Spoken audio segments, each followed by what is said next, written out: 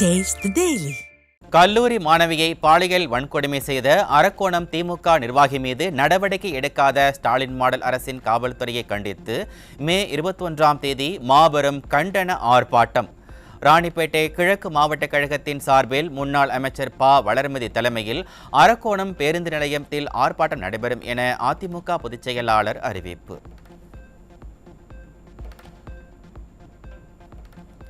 சேலம் மாவட்டம் தெற்கு ஒன்றியத்தைச் சேர்ந்த திமுக, காங்கிரஸ், பாமக, அமமுக மற்றும் தேவேக உள்ளிட்ட மாற்றுக் கட்சிகளைச் சேர்ந்த 200க்கும் மேற்பட்டோர் அதிமுக பொதுச் செயலாளர் முன்னிலையில் கழகத்தில் இணைந்தனர்.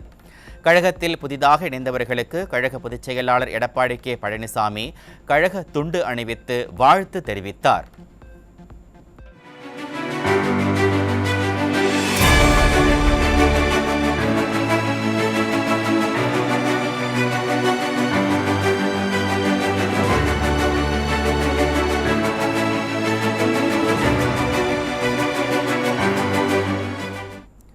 ராணிப்பேட்டை மாவட்டம் அரக்கோணத்தில் திமுக இளைஞரணி நிர்வாகி தெய்வச்செயல் என்பவன் கல்லூரி மாணவியை ஏமாற்றி பிற திமுக சார்களுக்கு இரையாக்க முயற்சித்ததாக வரும் செய்தி அதிர்ச்சி அளிப்பதாக அதிமுக பொதுச் செயலாளர் எடப்பாடி கே. பழனிசாமி பதிவு.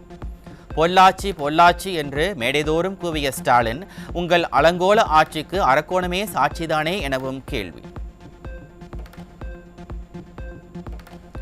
பொள்ளாச்சி வழக்கை நான் நேர்மையாக சிபிஐக்கு மாற்றினேன். நீங்களோ அரக்கோண வழக்கை நீர்த்தி போக எல்லா வேலைகளையும் செய்து கொண்டிருக்கிறீர்கள் என ஸ்டாலின் மீது அதிமுக பொதுச் செயலாளர் குற்றச்சாட்டு. திமுக குற்றவாளிகள் அடங்கிய கூடாரத்தை பாதுகாக்க முயற்சிக்கும் சார்கள் மானமிருந்தால் வெட்கி தலைகுனியட்டும் எனவும் காட்டம்.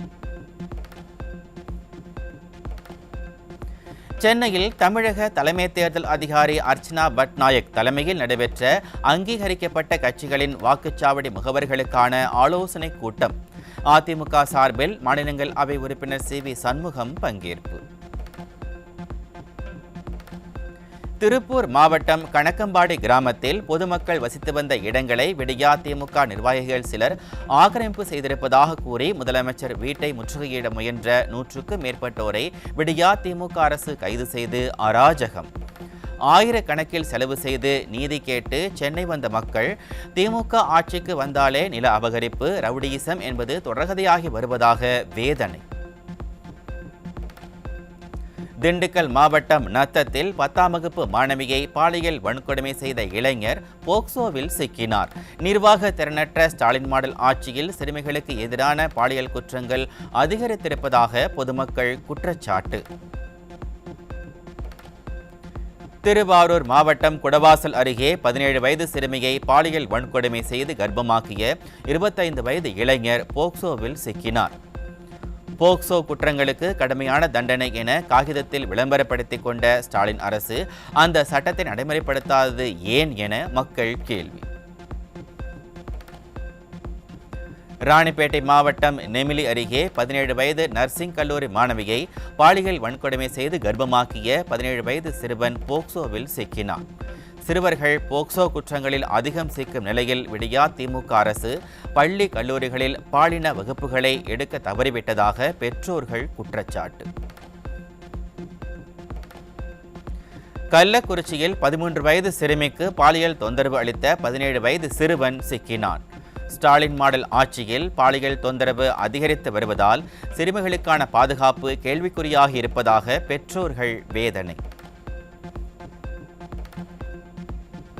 வேலூரில் பேத்திகளுடன் விளையாடிய பக்கத்து வீட்டு 10 வயது சிறுமியிடம் பாலியல் அத்துமீறலில் ஈடுபட்ட முன்னாள் ராணுவ வீரர் போக்சோ சட்டத்தில் பிடிபட்டார்.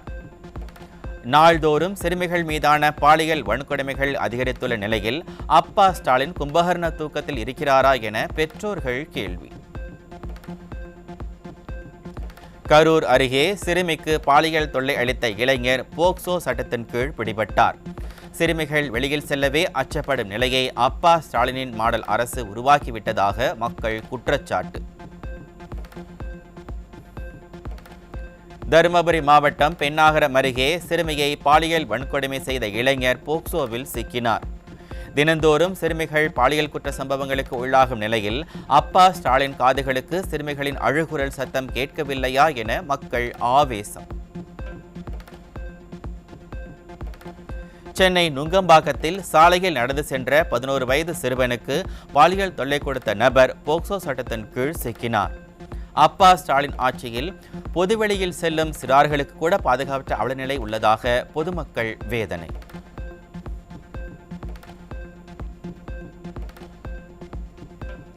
குற்றவாளியை சுதந்திரமாக சுற்றவிட்டு பாதிக்கப்பட்ட தன்னையே போலீசார் குற்றவாளியாக்க பார்ப்பதாக அரக்கோணம் திமுக நிர்வாகி தெய்வச் செயலால் பாதிக்கப்பட்ட கல்லூரி மாணவி குற்றச்சாட்டு.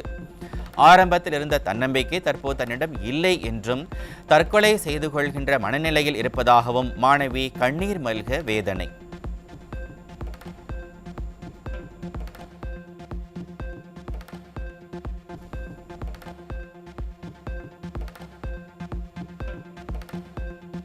நாற்பத்தி மணி நேரம் ஆகுது. இது வரைக்கும் என்கிட்ட போலீஸ் ஸ்டேஷன்லேருந்து சிஎஸ்ஆர் காப்பியோ இல்லை எஃப்ஐஆர் அவன் மேலே மாற்றி போட்டாச்சு அப்படின்ற காப்பியோ வரல. டிஜிபி சார் சொல்லி அமிச்ச மாதிரியும் எதுவுமே இங்கே நடக்கலை. 19/5/2025 விஜயலட்சுமி மேம் 11:30 மணிக்கு எனக்கு கால் பண்ணாங்க. உங்ககிட்ட ஸ்டேட்மெண்ட் எடுக்கணும் அப்படின்னு. ஸ்டேட்மெண்ட் எடுக்க 4 மணிக்கு வந்தாங்க. 7:30 மணி ஆச்சு. 7:30 மணி வரைக்கும் ஸ்டேட்மெண்ட்டு நான் பாதிக்கப்பட்ட கொஷினுக்கு ரிலேட்டடாகவே இல்லை. அவங்களா ஒரு கொஷின் கேட்குறாங்க. நான் ஸ்டேட்மெண்ட் வெளியில் சொல்லக்கூடாதுன்னு என்கிட்ட எழுதி வாங்கிட்டாங்க.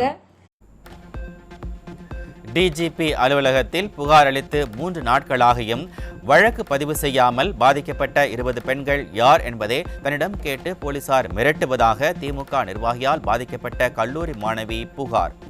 தமிழகத்தில் பெண்களுக்கு பாதுகாப்பும் நீதியும் வழங்க யாருமே இல்லையா எனவும் கண்ணீர் விட்டு கதறிய மாணவி. 3 நாள் ஆக போகுது. நான் சாட்டர்டே போய் கம்ப்ளைண்ட் கொடுத்துட்டு வந்திருக்கேன். ஆனால் இப்போ வரைக்கும் எந்த ஆக்ஷனும் எடுக்கல. அவன் என்னை ஏமாற்றி தான் கல்யாணம் பண்ண. உண்மையாக அந்த ஒரு கொஷினே நீங்கள் வைக்கிறீங்க முன்னாடி. அவன் என்னை ஏமாற்றி இந்த மாதிரி இதெல்லாம் தப்பு பண்ணா, இந்த மாதிரி என்னை சொல்கிறான். நான் தைரியமாக வெளில சொன்னேன். அவனை விட்டுட்டு நான் சொல்கிற வழியே அந்த 20 பொண்ணு யார், பேர் சொல்லுங்க, ஊர் சொல்லுங்கன்னு கேட்குறாங்க. நான் அதுக்கு 20 பொண்ணு போய் தேடி கண்டுபிடிச்சி கையில் எடுத்துன்னு கொடுக்க முடியும்? பெண்களுக்கு நீதி யாருமே இல்லையா? தூத்துக்குடியில் கல்லூரி மாணவியான தனது மகளை கடத்திச் சென்று திருமணம் செய்து கொள்வதாக கூறி ஏமாற்றி வரும் நபர் மீது நடவடிக்கை எடுக்க கோரி அவரது தாய் மாவட்ட எஸ்பி அலுவலகத்தில் புகார். பெண்களுக்கு பாதுகாப்பு வழங்க திராணியில்லாத இந்த ஸ்டாலின் அரசு ஆட்சியிலிருந்து என்ன பயன் என மக்கள் ஆவேசம். சென்னை எர்ணாவூர் பகுதியில் மது போதையில் அரிவாளால் வெட்டி இளைஞர் படுகொலை. திறனற்ற திமுக ஆட்சியில் காவல்துறையினர் கும்பகர்ண தூக்கத்தில் இருப்பதால் அச்சமின்றி குற்ற செயல்கள் நடைபெறுவதாக பொதுமக்கள் குற்றச்சாட்டு. தென்காசியில் மது போதையில் கூலி தொழிலாளியை அடித்து கொலை செய்த 8 சிறுவர்களில் 5 சிறுவர்கள் பிடிபட்டனர். தீய சக்தி ஸ்டாலின் ஆட்சியில் மதுவால் இளைஞர்கள் மட்டுமின்றி சிறார்களின் வாழ்க்கையும் சீரழிந்து வருவதாக விமர்சனங்கள் எழுந்துள்ளன. தருமபுரி மாவட்டம் பாப்பாரப்பட்டி அருகே மது போதையில் ஏற்பட்ட தகராறில் கட்டிட மேஸ்திரி வெட்டி கொலை. ஸ்டாலினின் திமுக ஆட்சியில் மதுவால் கொலை சம்பவங்கள் நாள்தோறும் அதிகரித்து வருவதால் மக்கள் வேதனை. தருமபுரி மாவட்டம் பென்னாகரம் அருகே மது குடித்த கூலி தொழிலாளி சுருண்டு விழுந்து உயிரிழப்பு. ஸ்டாலினின் திமுக ஆட்சியில் 24 மணி நேரமும் சட்டவிரோதமாக மது விற்கப்படுவதால் மது குடித்து உயிரிழப்போரின் எண்ணிக்கை நாளுக்கு நாள் அதிகரித்து வருவதாக மக்கள் குற்றச்சாட்டு. திருவள்ளூர் மாவட்டம் கும்மிடிப்பூண்டி ரயில் நிலையத்தில் இளைஞர்களின் வாழ்க்கையை சீரழிப்பதற்காக ரயிலில் கடத்தி வரப்பட்ட 10 கிலோ கஞ்சாவுடன் ஒருவர் சிக்கினார். எதிர்க்கட்சி தலைவர் எடப்பாடி கே பழனிசாமி கூறுவதைப் போல தமிழ்நாடு போதைப் பொருட்களின் கேந்திரமாக மாறி வருவது தினந்தோறும் நிரூபணம். காஞ்சிபுரம் மாவட்டம் பூந்தமல்லியில் 5 கிலோ கஞ்சா பறிமுதல். திமுக ஆட்சியில் காவல்துறை கும்பகர்ண தூக்கத்தில் இருப்பதால் கஞ்சா புழக்கம் நாளுக்கு நாள் அதிகரித்து வருவதாக மக்கள் குற்றச்சாட்டு.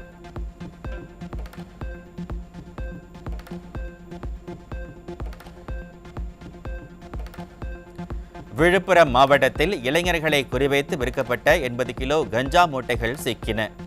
ஸ்டாலின் திமுக ஆட்சியில் தமிழகம் போதைப் பொருட்களின் குடோனாக மாறி வருவதாக மக்கள் குற்றச்சாட்டு.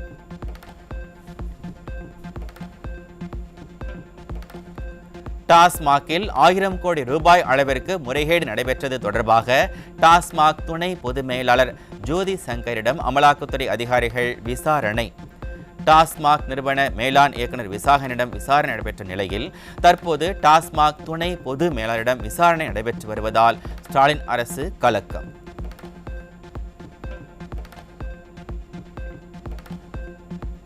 டாஸ்மாகில் 1000 கோடி ரூபாய் முறைகேடு புகார் தொடர்பாக சென்னை அண்ணா நகரில் செயல்பட்டு வரும் ICICI வங்கியின் கிளை மேலாளர் சபரிவாசனிடம் அமலாக்கத்துறை அதிகாரிகள் விசாரணை. டாஸ்மாக் வங்கி பரிவர்த்தனை ICICI வங்கியில் நடைபெற்றதாக வந்த புகாரில் விசாரணை.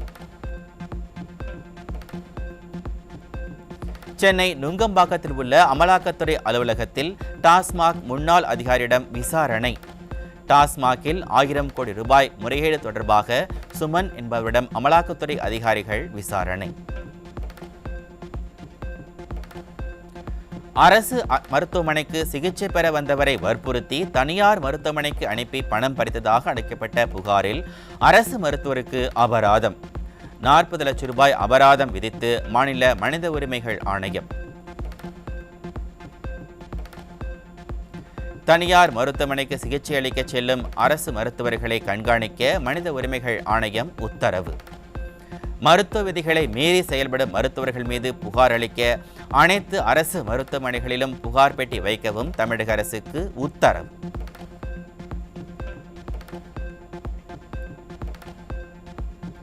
ஈரோடு மாவட்டம் சிவகிரியில் வயதான தம்பதியை கொலை செய்து 15 சவரன் தங்க நகை மற்றும் பணத்தை கொள்ளையடித்து சென்ற சம்பவத்தில் தொடர்புடைய 4 பேர் சிக்கினர்.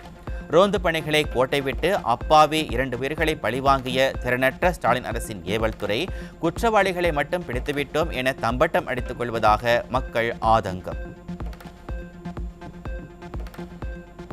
விடியா ஸ்டாலின் ஆட்சி முடியும் தருவாயில் அரசு ஊழியர்கள் விபத்தில் இருந்தால் 1 கோடி ரூபாய் என அறிவிப்பு.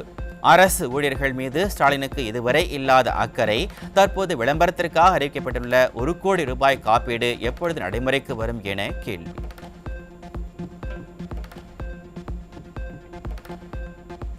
மத்திய அரசு அணுசக்தி துறையில் தனியார் நிறுவனங்களை அனுமதிக்கும் சட்டத்திருத்த மசோதா மழைக்கால கூட்டத்தொடரில் தாக்கல் செய்யப்படும் என எதிர்பார்ப்பு. தனியார் முதலீடு மற்றும் தொழில்நுட்ப முன்னேற்றத்தை ஊக்குவித்து ஆற்றல் உற்பத்தியை அதிகரிக்க அரசு திட்டமிட்டிருப்பதாக தகவல்.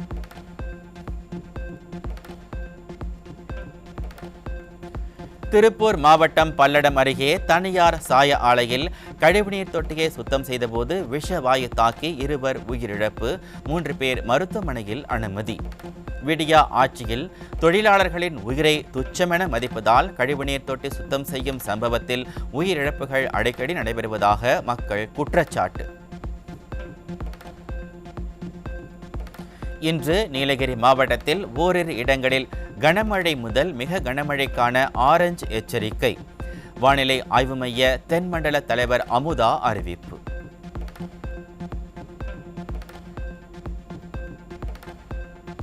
இன்று கோவை, திருப்பூர், தேனி, திண்டுக்கல், ஈரோடு, கிருஷ்ணகிரி, தருமபுரி, சேலம் உள்ளிட்ட 12 மாவட்டங்களில் கனமழைக்கு வாய்ப்பு. வானிலை ஆய்வு மைய தென்மண்டல தலைவர் அறிவிப்பு. காற்றழுத்த தாழ்வு மண்டல எச்சரிக்கை விடுக்கப்பட்டுள்ள நிலையில் உள்ளாட்சிகளின் மெத்தனத்தால் கடந்த ஆண்டு வெள்ளம் பாதித்ததைப் போல தற்போது ஏற்படுமோ என மக்கள் அச்சம். மழைநீர் வடிகாலை முழுமையாக பராமரிக்காத விடியா அரசு நீதிமன்றங்களில் வழக்குகளை எதிர்கொள்வதிலேயே காலத்தை கடத்திக் கொண்டிருப்பதாக மக்கள் குற்றச்சாட்டு. தமிழகத்தின் பல்வேறு பகுதிகளில் பெய்த மழையால் அறுவடைக்கு தயாராக இருந்த பயிர்கள் மழை நீரில் மூழ்கியதால் விவசாயிகள் கவலை.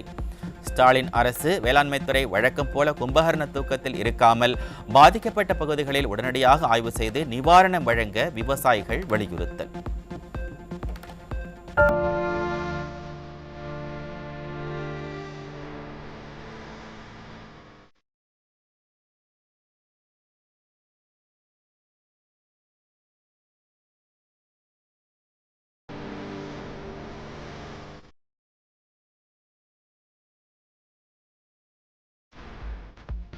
காஞ்சிபுரத்தில் பெய்த மழையால் அரசு நெல் கொள்முதல் நிலையத்தில் வைக்கப்பட்டிருந்த 50,000 நெல் மூட்டைகள் மழையில் நனைந்து சேதம். விடியா ஸ்டாலின் ஆட்சியில் விளம்பரத்திற்கு செலவழிக்கும் பணத்தில் நெல் கொள்முதல் நிலையங்களில் மேற்கூரைகள் அமைக்கப்பட்டிருந்தால் தங்களுக்கு பல லட்சம் ரூபாய் அளவுக்கு நஷ்டம் ஏற்பட்டிருக்காதே என விவசாயிகள் குமுறல்.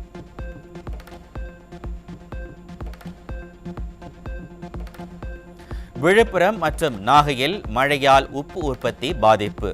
வேலையிழந்து தவிர்த்து வரும் உப்பு தொழிலாளர்களுக்கு ஸ்டாலின் திமுக அரசு உரிய உதவித்தொகை வழங்க வேண்டும் என வலியுறுத்தல்.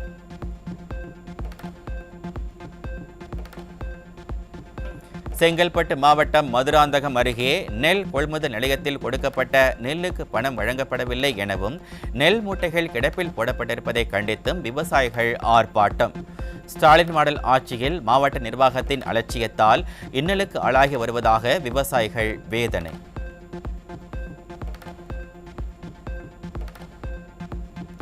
தூய்மை பணியாளர்களை தொழில் முனைவோராக மாற்றுவதற்கான திட்டங்களின் கீழ் நிதியை தவறாக பயன்படுத்தியதாக பத்திரிகையாளர் சவுக்கு சங்கர் தொடர்ந்த வழக்கு. பத்திரிகையாளர் சவுக்கு சங்கர் சென்னை உயர்நீதிமன்றத்தில் தொடர்ந்த வழக்கை விசாரிக்க எந்த தடையும் இல்லை என உச்சநீதிமன்றம் உத்தரவு. வேலூர் மாவட்டம் குடியாத்தம் அருகே நடைபெற்ற திமுக கூட்டத்தில் அமைச்சர் கோவி செழியன் பேசிக் கொண்டிருந்த போது மின்வெட்டு ஏற்பட்டது பொதுமக்களிடையே நகைப்பை ஏற்படுத்தியுள்ளது. தமிழ்நாட்டில் மின்வெட்டே இல்லை என ஸ்டாலின் அரசின் அமைச்சர்கள் வெற்று விளம்பரம் செய்து வரும் நிலையில் அமைச்சர் நிகழ்ச்சியிலேயே மின்வெட்டு ஏற்பட்டதால் திமுகவினரே அதிர்ச்சி.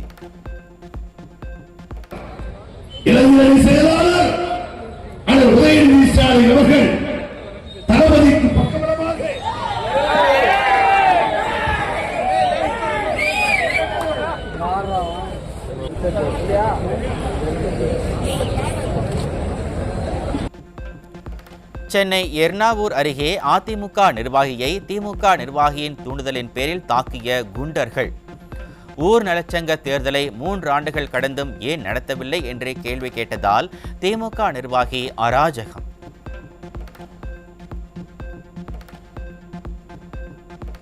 சென்னை தரமணியில் ஒரு தார் சாலை உள்வாங்கி ஒரு காரே உள்ளே கவிழ்ந்த நிலையில் கள்ளக்குறிச்சி மாவட்டம் ரிஷிவந்தியம் அருகே மேலும் ஒரு அவலம்.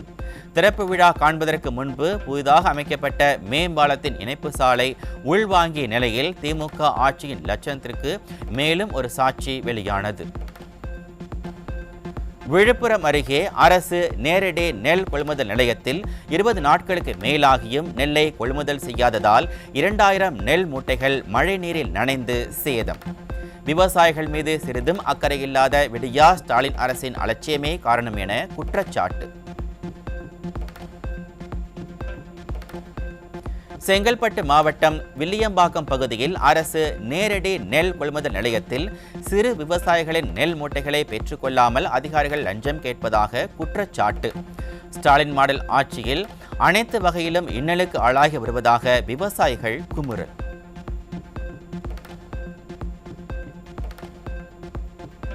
திருநெல்வேலி புதிய பேருந்து நிலையத்திலிருந்து நாகர்கோவில், தூத்துக்குடி, திருச்செந்தூர் போன்ற பகுதிகளுக்கு போதிய அளவு அரசு பேருந்துகள் இயக்கப்படாததால் நீண்ட நேரம் பேருந்திற்காக காத்திருந்த மக்கள்.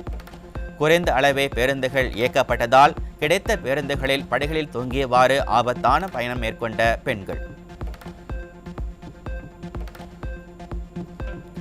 திண்டுக்கல் மாவட்டம் நீலக்கோட்டையில் ஸ்டாலின் அரசை கண்டித்து சாலையோரத்தில் மூட்டை மூட்டையாக பூக்களை கொட்டிச் சென்ற விவசாயிகள். பூக்களுக்கு நிரந்தர விலையை நிர்ணயம் செய்யாமல் ஸ்டாலின் அரசு தங்களை ஏமாற்றி வருவதாக விவசாயிகள் குற்றச்சாட்டு.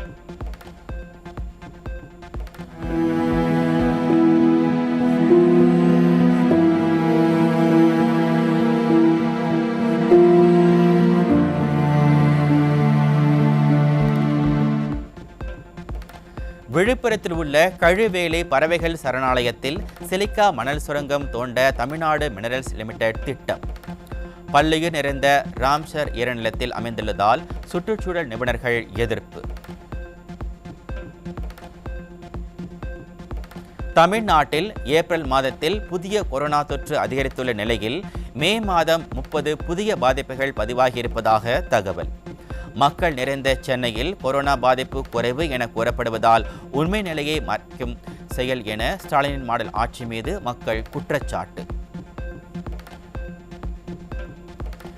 திருப்பத்தூர் அரசு மருத்துவமனையில் மருத்துவரின் அலட்சியத்தால் குழந்தை உயிரிழந்துவிட்டதாக உறவினர்கள் குற்றச்சாட்டு. மருத்துவர்கள் மீது நடவடிக்கை எடுக்க வலியுறுத்தி கண்களில் கருப்பு துணி கட்டியவாறு உண்ணாவிரத போராட்டத்தில் ஈடுபட்ட உறவினர்கள்.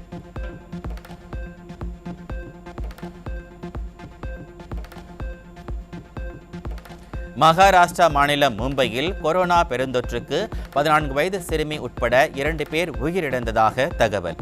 மும்பையில் கொரோனா தொற்று மீண்டும் பரவி வருவதால் பொதுமக்கள் முன்னெச்சரிக்கை நடவடிக்கைகளை பின்பற்றவும் அறிவுறுத்தல்.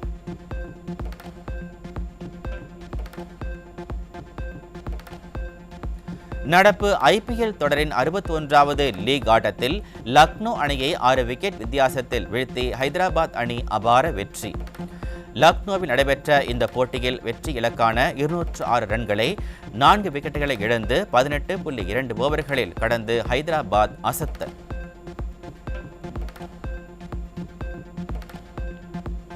இன்று நடைபெறும் IPL தொடரின் 62வது லீக் ஆட்டத்தில் ராஜஸ்தான் ராயல்ஸ் அணியை எதிர்கொள்கிறது சென்னை சூப்பர் கிங்ஸ் அணி.